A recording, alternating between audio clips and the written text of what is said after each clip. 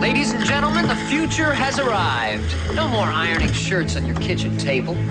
With the automatic ironing board, convenience comes with a push of a button. Automation is the future, my friend. Not one, not two, but 5 cups of coffee in the great coffee distillation machine. Ladies and gentlemen, how many hours have you wasted making your house a home?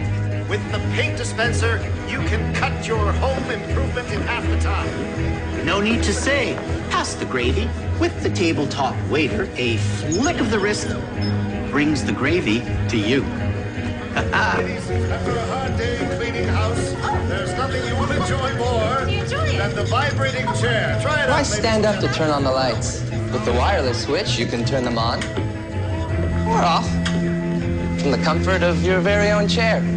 It is a computer in that it will perform mathematical calculations. However, its architecture lends itself to even more complex computations. Is this a miniature version of Babbage's analytic engine? Well, the basic idea was borrowed from Babbage, yes. However, by using Swiss gears, I've constructed a computer 4 times as powerful in 1/40th the volume. Oh, that must have been very time-consuming.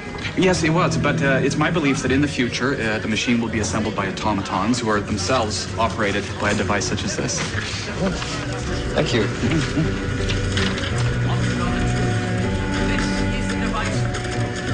Excuse me, what is instant mail? Oh, I'm sorry. Ladies and gentlemen, gather around while I demonstrate to you what will surely be the most amazing device that you will see all summer. Has your child been smoking? Has your wife been unfaithful? Find out with the Truthizer. Now, this gentleman has kindly volunteered to participate in a demonstration. Sir, do you believe your wife here to be too fat? No. Behold! Clearly that answer was less than truthful. George! Sir, what are you doing here?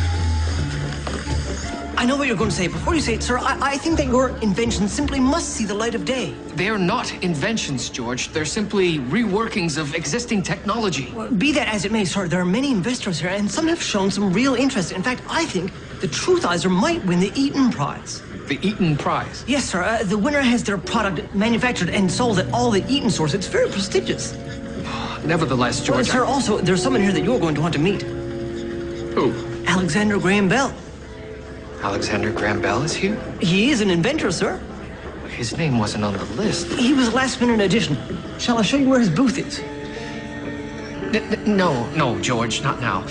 I'm here to meet Carl Schreier. He left a message at the station to meet here. Yes, Carl Schreier. He invented the suction cleaner. The days of beating carpets are over. With the suction cleaner, dust and dirt are sucked into a special canister. Thank you. Excuse me. Mr. Schreier. Detective Μέρντοχ. At last we meet. How is it you know me? An inventor always notices the work of another. Clearly, a mind such as yours is up to the challenge of determining who sent this. I found it on my table this morning. I believe it to be the work of one of my jealous competitors. My invention is clearly going to win the Eaton Prize. I see. Ladies and gentlemen, may I present Timothy Eaton. Thank you. Thank you. It is my pleasure each year to announce the winner of the Eaton Prize for the most commercially promising invention. This year, the award goes to the suction cleaner. That's me. Mr. Schreier, under the circumstances, I would advise you not to go up on that stage. No, I have worked for years for this moment. I'm not going to be intimidated. Congratulations, kid.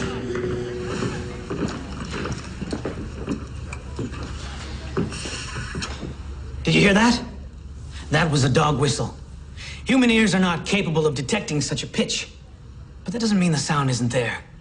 Ladies and gentlemen, I have long felt like the sound of that whistle, reverberating alone in the silence of ignorance.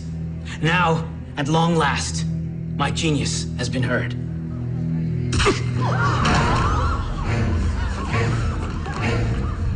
Seal the exits, George. This man's been murdered. There was no gunshot. None that was heard, sir. Obviously, something penetrated his skull. As to how? Must have been someone who used one of those mufflers that silences the gunshot. How could someone have used such a weapon without being seen? Could the shooter have escaped? The exits were sealed immediately. The killer is still in the building. We need to interview everyone. Where they were, who they were standing with. Yes, George is doing that now. Sir, is your tooth sore again? A little bit. Perhaps you should see a dentist. One of those medieval torturers. I'd rather face the Inquisition. Carry on, Murdoch.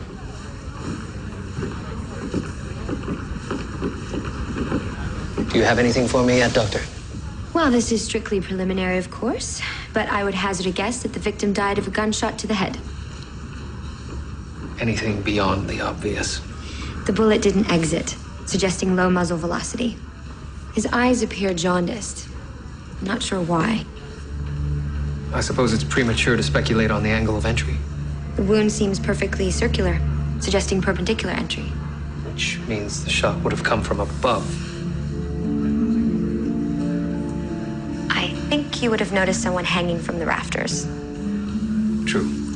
With your permission, Detective, I'd like to remove the body from the scene. Yes, of course. Thank you, Doctor.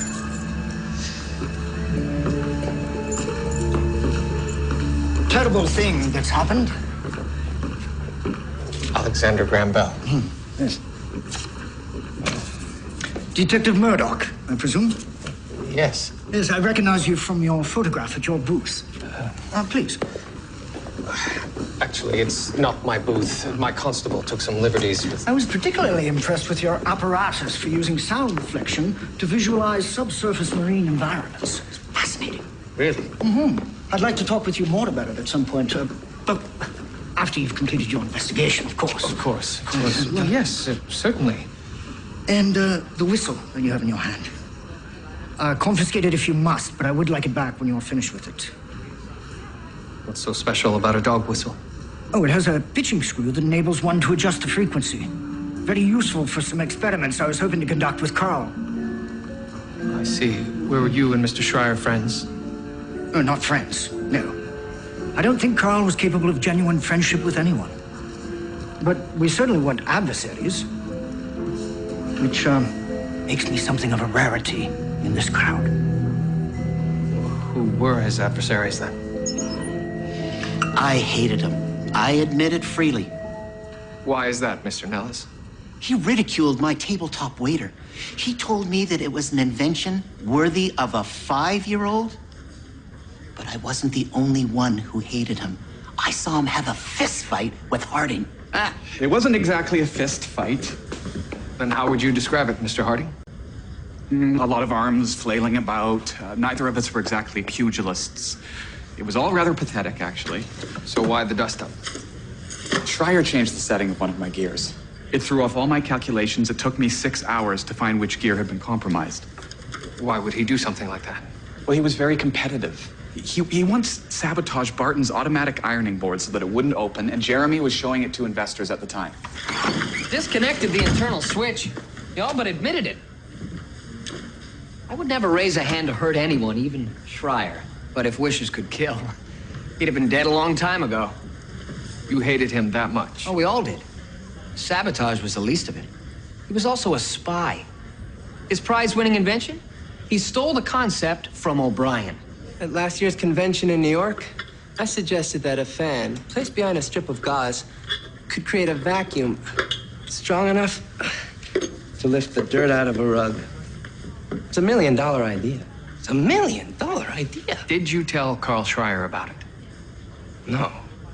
But I did send email about it to some of the other inventors who sent back improvements. Email? Instant mail. It's Myrtle Raylan's invention. We use it to communicate back and forth between conventions. And it's your belief that Carl Schreier got a hold of these communications? It got so bad we had to start emailing each other in code. The typeface of this email matches that of the death threat. So you think the death threat was printed on one of the email machines? I do. Thank you for agreeing to do this. I hope you don't think me presumptuous, but as both the son and husband of deaf women, you're the only person I know who reads sign language. I do it with reluctance, I'm afraid. Oh? Yes, you see, it's my belief that deaf people should learn to articulate audible speech. I've tried to get Myrtle to learn, but she's very stubborn. Does she read lips? Oh, yeah, more than she lets on. Instant mail is a process of sending letters instantly anywhere in the world. How does it work? Well, a letter is typed, the information is recorded onto a wire cylinder. At the push of the send key, the message is sent over the telephone lines to the intended recipient.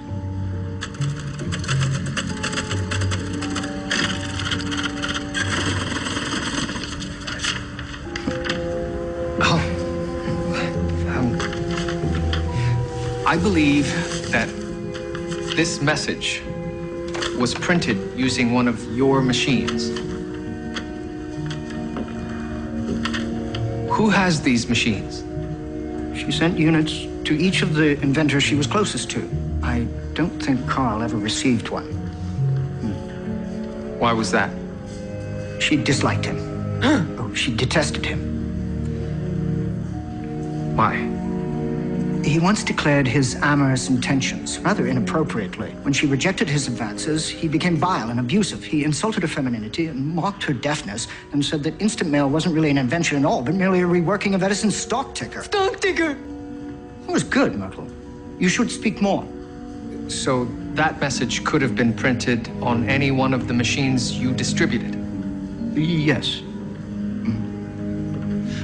Would there be a record of the last message sent on the machine that sent that message? Oh, yes. Each machine can retain up to 20 messages, depending, of course, on the length. Oh, that's good. That's very good. The bullet struck the left upper portion of the frontal bone, roughly perpendicular to the curvature of the skull. It then traveled in a downward trajectory and lodged inside the right temporal lobe. So the bullet did come from above?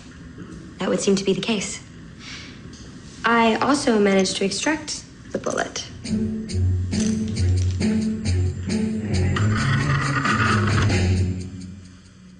You recognize this? It's a ball bearing. Yes, the same kind you use in your tabletop waiter. Indeed it is.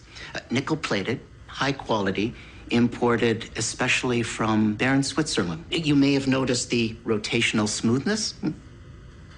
Why do you ask? It was the projectile used to kill Carl Schreier. How do you explain that, Mr. Nellis? Well, obviously someone is trying to cast suspicion on me. I mean, why would someone use a ball bearing when a regular bullet would do? Mr. Nellis, where were you when the shot was fired? I was watching the speech. Who were you standing with? Your constable already asked me this. I don't remember. You think he might have been set up? It's possible. His point is well taken. Why use a ball bearing if not to implicate him in the murder? Well, I read the statements. All the inventors seem to hate this Schreier fella. Question is, which one do you think did this? The death threat was sent using one of Miss Raylan's instant mailing machines.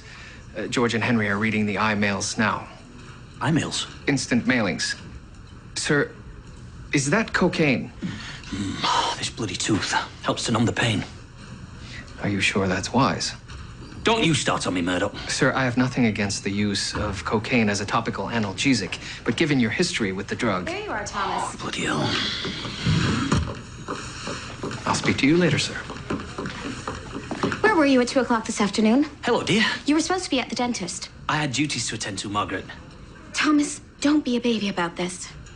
We're trying to solve a murder here. I can't be spending half my day gallivanting off to the dentist. Well, I've made another appointment after work, and I'll be back here to escort you to it. I can hold your hand if need be. I'm not a child, Margaret. After work.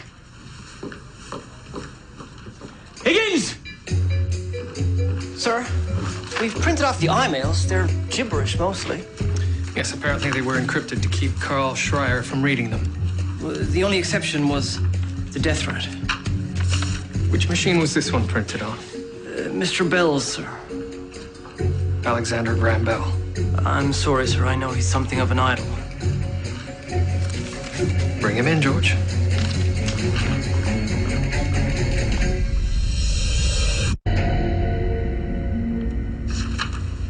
That message was written on your instant mail machine. That may very well be, but if you're looking for the author of that note, I'm afraid it isn't me. Then how did it come to be written on your machine? Well, someone must have gone into my booth when I wasn't there. It would have been easy. Where were you at the time of the shooting? I was recording the speech. Recording? Why? Oh, Carl had asked me to. Provided he'd won, of course. You mean you have a recording of the speech and the moment he was shot? Would you like to hear it? Carl wanted a permanent record of the moment when he bested the competition. He was vainglorious. As much as he was detested by others, he had a very high opinion of himself. If he was so disagreeable, why agree to make the recording? Oh, he agreed to blow the dog whistle. And I wanted to test the frequency limits of my recorder. Why not simply conduct a controlled experiment? Well, he refused to relinquish possession. But I thought it was your whistle.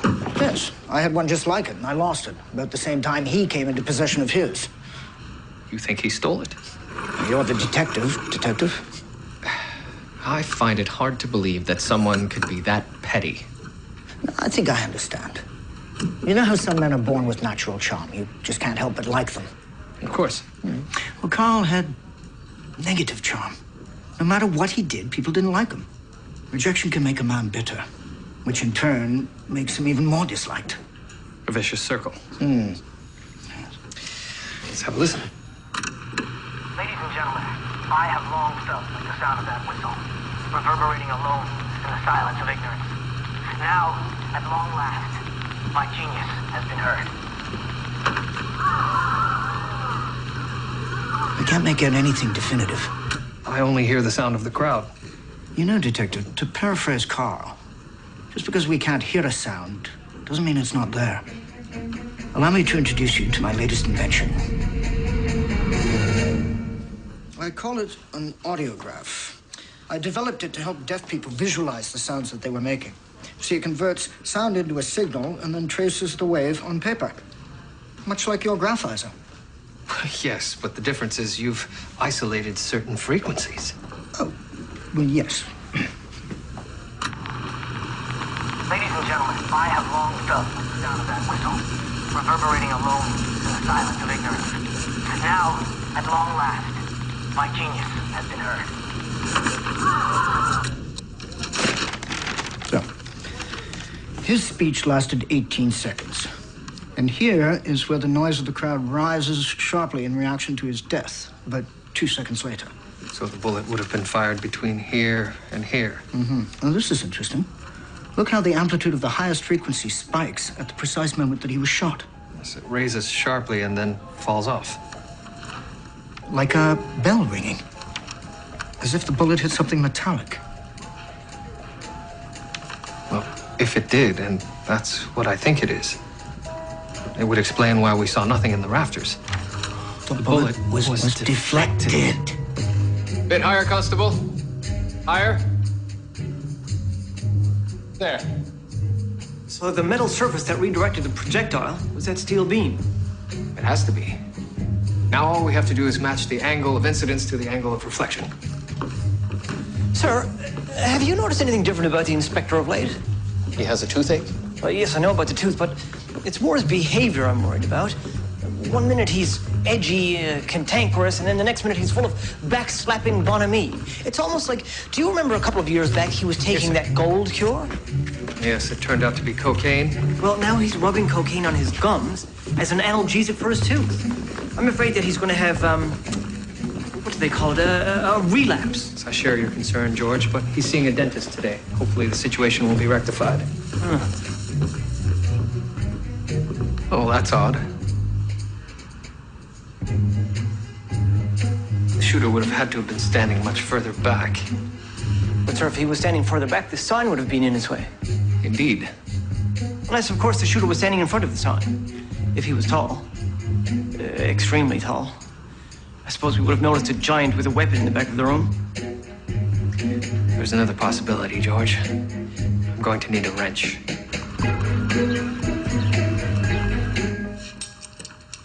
Do what you have to do, Doc. Let's get this over with. Good for you, Thomas. My apologies for interrupting. It's Detective Μέρντοχ, sir. He needs you right away. Bloody hell. Can't this wait? He was quite insistent, sir. Oh. Sorry, Doc. We'll have to do this another time. Margaret, schedule another appointment. What's the panic this time, Higgins?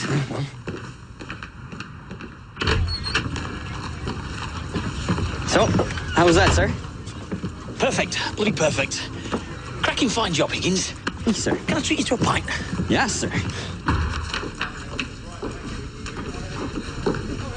George Crabtree? Yes. What can I do for you? I want that truthizer you've invented. Well, now, I didn't exactly invent it. So you don't hold the patent? It's pending. Well, what would it take to buy it from you then? I suppose I would have to speak with my partner. Well, why don't you let me talk to you? No. It's best if you speak with me. That's, I'm the people person. He's the temperamental sort.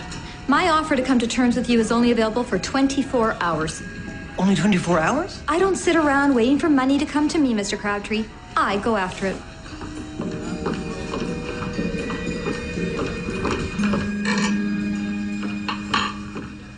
Sir, good news. We have an investor interested in the truthizer. George, all the truthizer does is measure an increase in heart rate. Its only value is in telling the liar that we know they're lying. Which is exactly what makes it such an essential tool for law enforcement. George. Sir, why should we be the only station to have such an instrument? I believe it is our responsibility to put it out into the world. Criminals everywhere will be quaking in their boots if they know we could look into their guilty minds. Not to mention what a profit we could make from such a venture. Fine, George. I authorize you to speak to an investor on our behalf. Oh, excellent, sir. I'm very excited.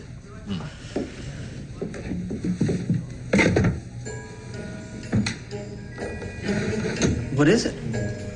I have no idea. This is a battery. There are wires leading to a switch of some sort. But then this appears to be a switch as well.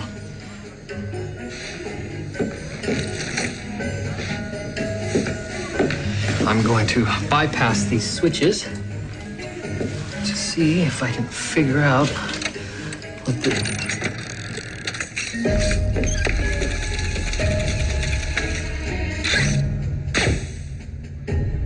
I believe we've found our murder weapon, George. So this thing fired a ball which was then redirected by a chunk of metal towards Schreier's head. Hence the need for a projectile with complete angular uniformity. A ball bearing? Yes. Well, just say that then. Why do you always dress up simple concepts in $5 words, Did the doctor yank your tooth? No, he couldn't. An emergency intervened. No worries. It'll clear itself up eventually. So this ball-bearing fellow Nellis, is he our man then? It's possible. Sir, have a look at this. Note the similarities between the device and this invention. Who built that then? Jeremy Barton. We'll bring him in. Well, not so fast, sir. This is O'Brien's wireless switch. A similar switch is used inside the device to trigger it remotely, I suspect. Bloody hell. So O'Brien built it? Sir, you see these gears? They're the same as the gears used in Harding's miniature analytic engine. Let me guess. He didn't build it either. Sir, I suspect that this is a collaborative effort using the expertise of 5 different inventors. You've only mentioned 4 so far. I suspect Myrtle Raylan is also involved. The deaf woman who invented the, what do you call it? Emails. Yes, sir. A project like this would require extensive coordination and communication over great distances. Coded emails would fit the bill. Myrtle Raylan wrote all of the codes. There's only one thing that troubles me. What's that? O'Brien's wireless switch. It doesn't actually activate the device. Even though his switch is inside? Oh, yes, sir. There's another primary switch. A switch that turns on a switch? What the hell for? I have no idea. But I suspect there's yet another inventor involved. Maybe it's your pal, Alexander Graham Bell. I have no reason to suspect him. Not yet.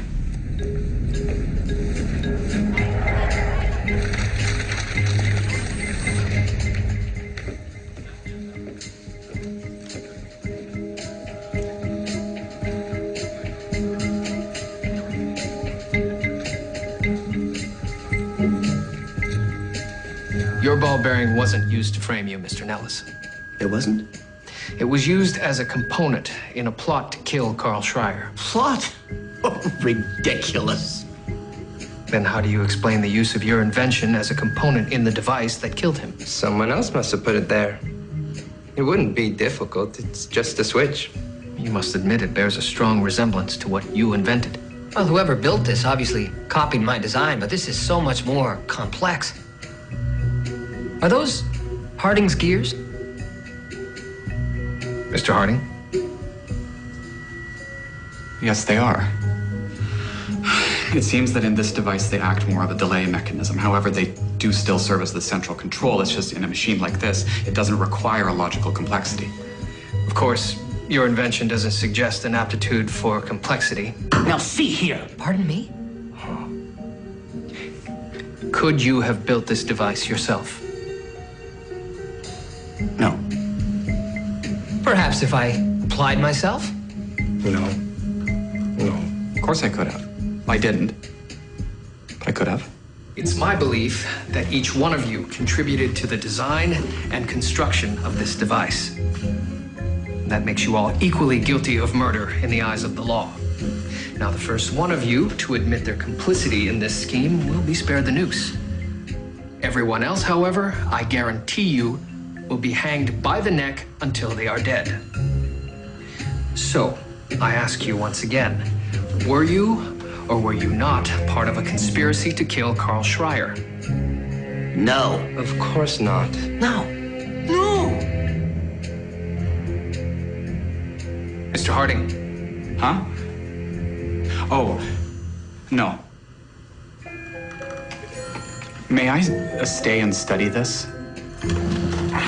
Could any one of them have built this by themselves? Harding, possibly. But he admitted it so freely. Would a guilty person be so guileless? Only if his guilelessness was an act. Sir, are you all right? Oh, I'm fine. The heroin has knocked me back a bit. Heroin? The cocaine wasn't quite doing the job. This new drug works wonders, Murdoch. Oh, yes. I'm sure heroin is very effective, sir, but it's new. It could prove to be just as addictive as cocaine. It's only till the toothache goes away, Murdoch. Now, if you don't mind, I think I'm gonna have a bit of a nap.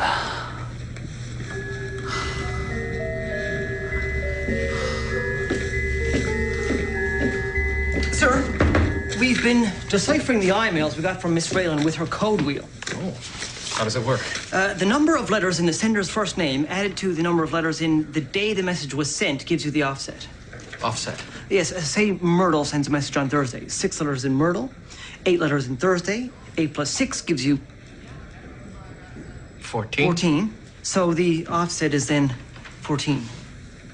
So A becomes N, and so on. That way the code changes every day with every sender. Well, that's very clever. Now, it didn't work for all of them. This one particular email was different. Who sent this one? Miss Raylan, we were unable to decipher one of the emails that you wrote to the other inventors. It was sent on Tuesday.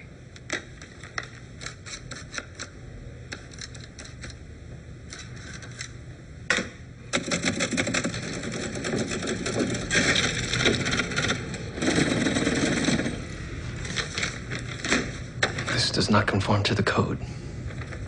That's right. Can you tell me why that is? This was only written 4 days ago, shortly after the invention convention began. Do you remember what you wrote?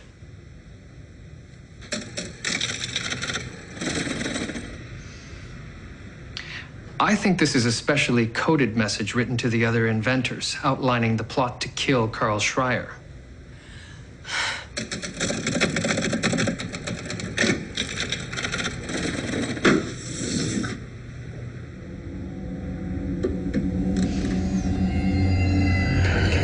This isn't one of our ciphers. How do you know? Well, I've learned to see letters as numbers. A is 1, B is 2. And in a standard cipher, the letters shift, but the numerical relationship between them stays the same. And you were able to recognize these patterns? Oh, yes. It's easy. I always look for the word the. T is always 11 letters from H. H is always 4 letters from E, but I think you'll find that there's no such sequence in this message. Therefore, whoever wrote it was using a more complex cipher. You think it would be possible to use your mechanical analyzer to break this cipher? Well, I suppose I'd have to. It's a straightforward logical looping, and I'd have to assign each letter to a number. Well, if it's too difficult. No. It's absolutely possible. When can we begin? The machine's instructions are punched in cardboard. Like Jacquard's loom. Exactly. I'm telling the machine to execute a repeatable calculation that will shift forward with every loop, and that should test every possible sequence. How long will that take? Oh, no more than a couple of hours.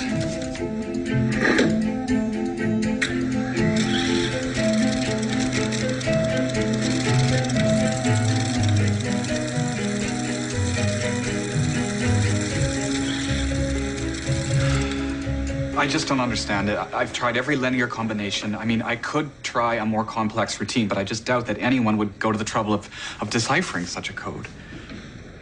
Unless... Unless what? Unless it's a random code. Random? Random. There is no numerical relationship. Each letter is just randomly assigned to another letter. Can you crack such a code? Well, yes, but the possible combinations are... I mean, this is an n factorial calculation, Detective. 26 times 25 times 24. Is it possible? In theory, but the possible permutations are in the trillions, in the quadrillions. So you can't do it? No. I can't do it.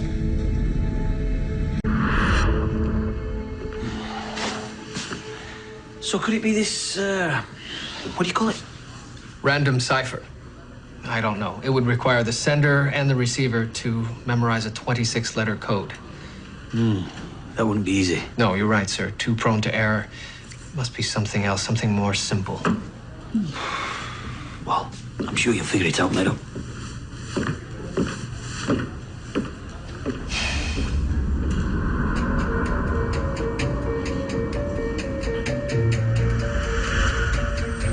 I always look for the word the. A reoccurring grouping of 3 letters. 3 letters.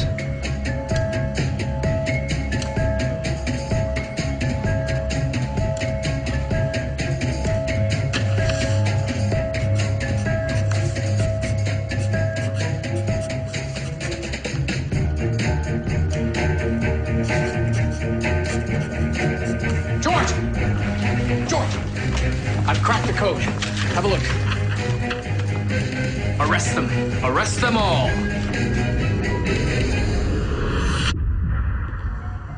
We have precisely 20 seconds between when the device is triggered and when the shot is fired. Should the machine be discovered, it is imperative that we stick to the plan. We must hang together, or we will hang separately. Well, that proves it then. But, sir, they're all sticking to their story. Sir, this is the perfect opportunity to demonstrate our truthizer to our investor. Your investor, George. Crabtree's got a point. If they know that we know that they're lying, one of them just might crack.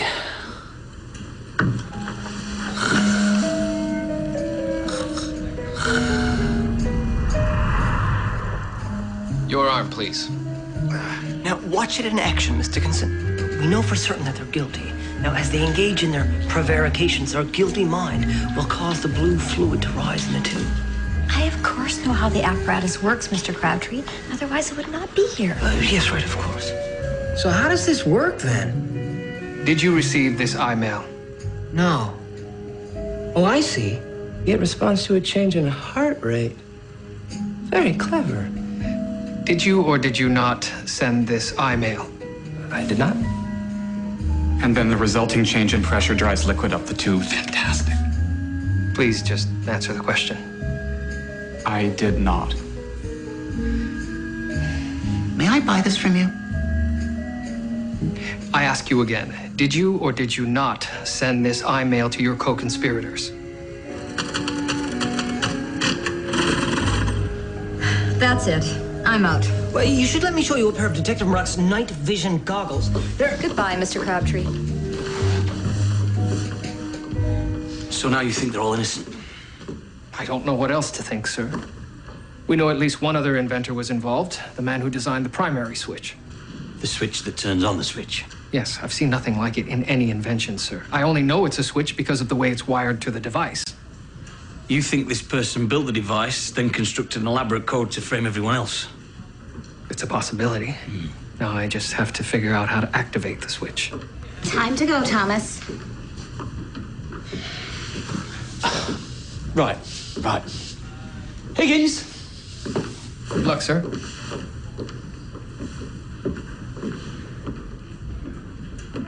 Some mail, sir? Precisely 20 seconds, George. What's that? 20 seconds. From the time the device was activated to the time it fired the shot. What happened 20 seconds prior to the shot being fired? Well, Schreier was giving a speech, sir. His speech was 18 seconds. What happened 2 seconds before he started to speak? Well, he blew his dog whistle.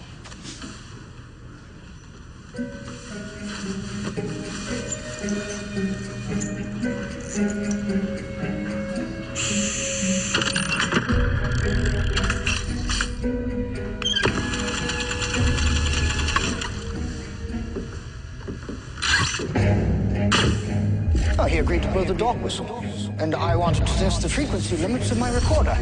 George, arrest Alexander Graham Bell.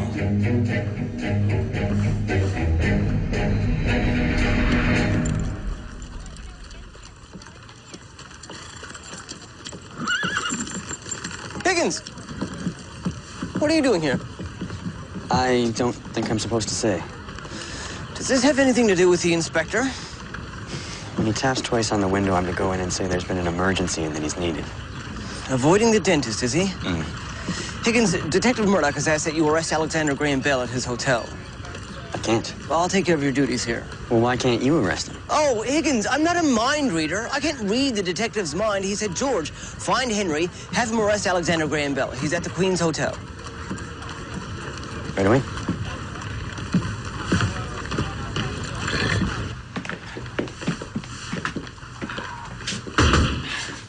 Why are you always knocking on windows?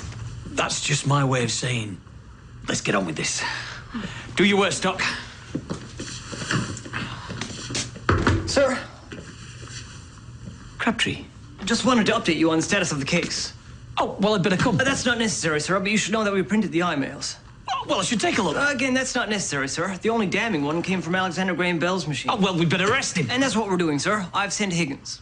Higgins? Higgins? He seemed the right man for the job, sir. Best of luck with the tooth.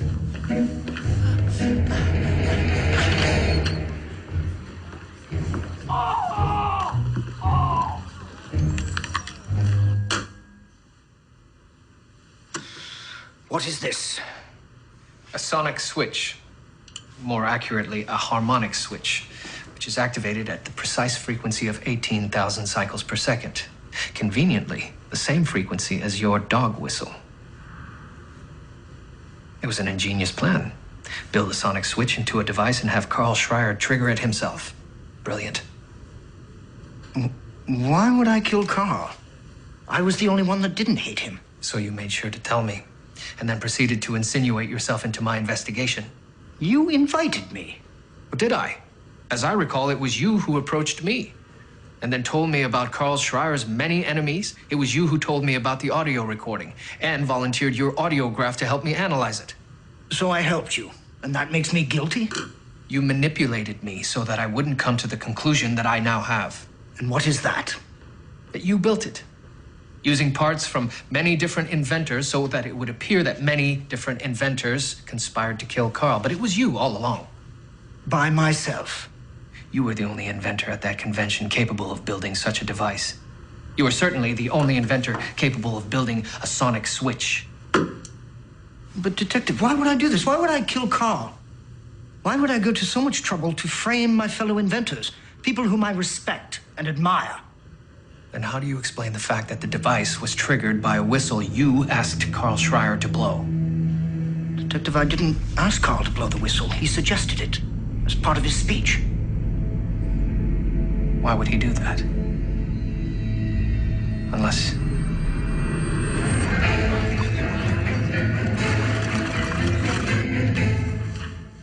Dr. Grace, have you completed your postmortem? I have. Did you find anything unusual? As a matter of fact, I did. I determined the cause of death to be a gunshot to the head. And normally I would have concluded my postmortem at that point. But as you might remember, I noticed that his eyes were jaundiced. Yes. Which is caused by an excess of bilirubin. In newborns, it's quite normal, but in adults... Doctor, if you could get to the point. Yes, yes. I dissected the liver, and that's where I found it. Found what? The tumor was as large as my fist. So Carl Schreier was dying. He had a month or two at most. He would have been in quite some pain. I don't know if any of this is relevant.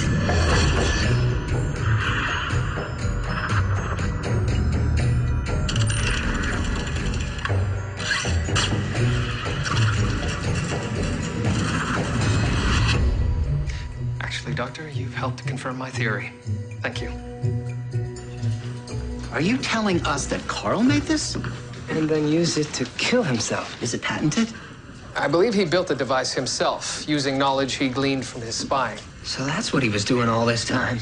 And then sent coded emails to make it appear you were all conspiring to kill him. He sent us to hang? So it would appear. Now, wait a minute. All of this is contingent on you finding the device and deciphering the code. How would he know that you would succeed? Well, I imagine he knew Detective Μέρντοχ by reputation. I mean, he did ask specifically for you, did he not? He did, yes. But then why would he assume you wouldn't figure it out, as you so clearly have done? I suppose that was a calculated risk. Or maybe it didn't matter. Maybe all he wanted was to force us to acknowledge his genius. Nah.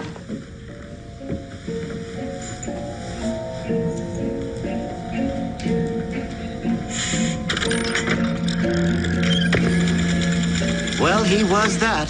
A genius. Which one of us could have made this?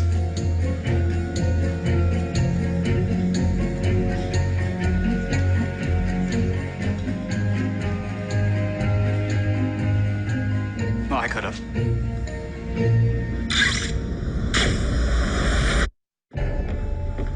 Be careful with that word. You know, that's somebody's invention, man. Taxi! How was the dentist, sir? Worst pain I've ever experienced. I'm sorry to hear that, sir. How does your tooth feel now? Better. I suppose I have you to thank for that. Oh, sir, no thanks necessary. You've got guts, Crabtree. Not much in the way of brains, but you do have guts. Well, thank you, Detective.